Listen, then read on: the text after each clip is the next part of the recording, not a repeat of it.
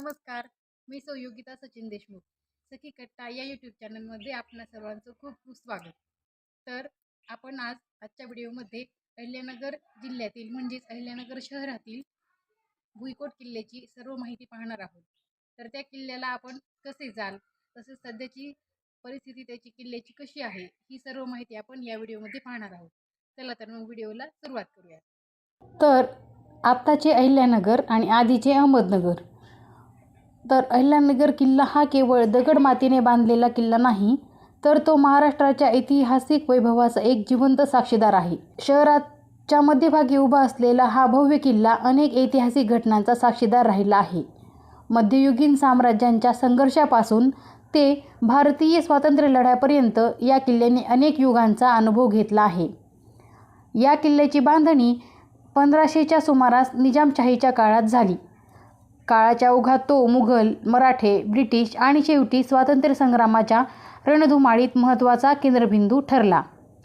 स्वातंत्र्य लढ्यात या किल्ल्याला महत्त्व आणखी वाढले. 1942च्या भारत छोडो चळवळीच्या काळात पंडित नेहरू आणि इतर राष्ट्रीय नेते येथे कैदेत होते. याच ठिकाणी नेहरूंनी त्यांचे प्रसिद्ध पुस्तक डिस्कव्हरी ऑफ इंडिया लिहिले होते. भव्य तटबंदी, मजबूत बुरुज आणि आतल्या विस्तीर्ण वास्तू किल्ल्याच्या भव्यतेची जाणीव करून देतात. इतिहास, वास्तुकला आणि देशभक्तीचा संगम अनुभवायचा असेल तर हा किल्ला एक अविस्मरणीय प्रवास आहे. अहिल्यानगर किल्ल्याचा इतिहास शौर्य, सत्ता आणि संघर्षाने भरलेला आहे. साधारण 1490 मध्ये निजामशाही संस्थापक मलिक अहमद निजाम शाह प्रथम यांनी हा किल्ला बांधला. तो केवळ एक किल्ला नव्हता, तर अजय्य लष्करी तळ म्हणून उभा राहिला. सीना नदीच्या काठावर बसलेला हा किल्ला त्या काळात अभेद्य मानला जात असे. अनेक राज्यसत्तांनी यावर आपला हक्क सांगितला. मुघल, मराठे आणि शेवटी इंग्रजांच्या हाती तो गेला. प्रत्येक सत्तेने यावर आपला ठसा उमटवला. 1803 मध्ये या किल्ल्यातील सर्वात नाट्यमय संघर्ष घडला. दुसऱ्या इंग्रज-मराठा युद्धाच्या वेळी ब्रिटिशांनी प्रचंड लढाईनंतर किल्ला जिंकला. मराठ्यांसाठी हा मोठा धक्का होता. पुढे स्वातंत्र्य लढ्यातही हा किल्ला महत्त्वाचा ठरला. ब्रिटिशांनी येथे भारताच्या स्वातंत्र्य संग्रामातील महत्त्वाचे नेते कैदेत ठेवले. 1942च्या भारत छोडो चळवळीच्या काळात पंडित नेहरू, सरदार पटेल आणि इतर स्वातंत्र्य सैनिक येथे नजरकैदेत होते. अहिल्यानगर किल्ला महाराष्ट्रातील सर्वात भक्कम आणि रणनीतीपूर्वक बांधलेला किल्ल्यांपैकी एक मानला जातो. सुरुवातीला मातीने बांधलेला हा किल्ला 16व्या शतकाच्या मध्यात हुसेन निजामशहाने मजबूत दगडी तटबंदीने अधिक बलवान केला. त्यामुळे तो अजेय आणि अभेद्य बनला. हा किल्ला तब्बल 8 किलोमीटरच्या परिसरात विस्तारलेला आहे. त्याच्या सभोवती खोल आणि रुंद खंदक खोदण्यात आले होते, जे आक्रमण करणाऱ्या सैन्यास अडथळा निर्माण करत. 2 प्रचंड मोठे बुरुज, उंच आणि मजबूत दगडी भिंती तसेच सुसज्ज प्रवेशद्वार यामुळे किल्ल्याला संरक्षणाची एक अभेद्य रचना मिळाली. विशेष म्हणजे किल्ल्याच्या संरक्षणासाठी खंदकावर उभारण्यात आलेला उचलता पूल ही एक अद्वितीय रचना होती, जी शत्रूला आत प्रवेश करणे कठीण असे. आजही या भक्कम भिंती इतिहासातील पराक्रम, लढाया आणि नेतृत्वाच्या कथा सांगतात. अहिल्यानगर किल्ला केवळ लढायांचा साक्षीदार नाही, तर भारताच्या स्वातंत्र्य संग्रामातील एक महत्त्वाचा अध्याय आहे. पंडित जवाहरलाल नेहरू, सरदार वल्लभभाई पटेल आणि मौलाना अब्दुल कलाम आझाद यांसारख्या राष्ट्रीय नेत्यांनी या किल्ल्यात दिवस घालवले. नेहरूंनी याच भिंतीच्या छायेत द डिस्कव्हरी ऑफ इंडिया हे त्यांचे अजरामर पुस्तक लिहिले.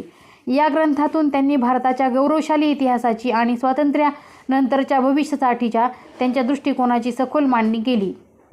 आजही किल्ल्याच्या या तुरुंग कक्षांमध्ये गेल्यावर त्या काळातील संघर्ष आणि बलिदान जिवंत झाल्यासारखे वाटते.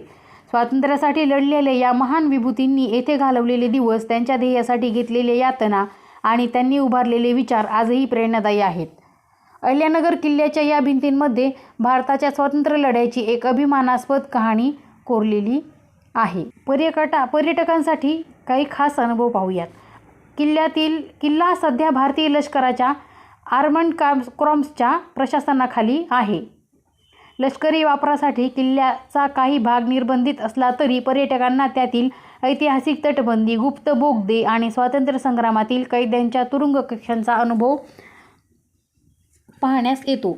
या किल्ल्यात फिरताना इतिहास जिवंत झाल्यासारखा वाटतो. भव्य तटांवरून चालताना डोळ्यांसमोर मुघल, मराठे आणि ब्रिटिश साम्राज्यांच्या संघर्षाच्या आठवणी उभ्या राहतात.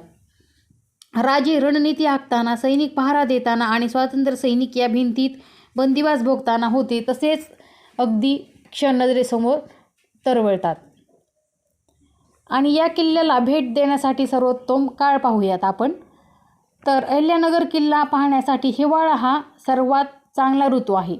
ऑक्टोबर ते फेब्रुवारी दरम्यान हवामान आल्हाददायक असते, ज्यामुळे या ऐतिहासिक वास्तूचा शांतपणे आस्वाद घेता येतो. पावसाळ्यात जून ते सप्टेंबर निसर्गरम्य वातावरण तयार होते. किल्ल्याभोवती हिरवाई फुलते, पण ओलसर वाटा आणि निसरडी जमीन यामुळे फिरणे जरा अवघड होते.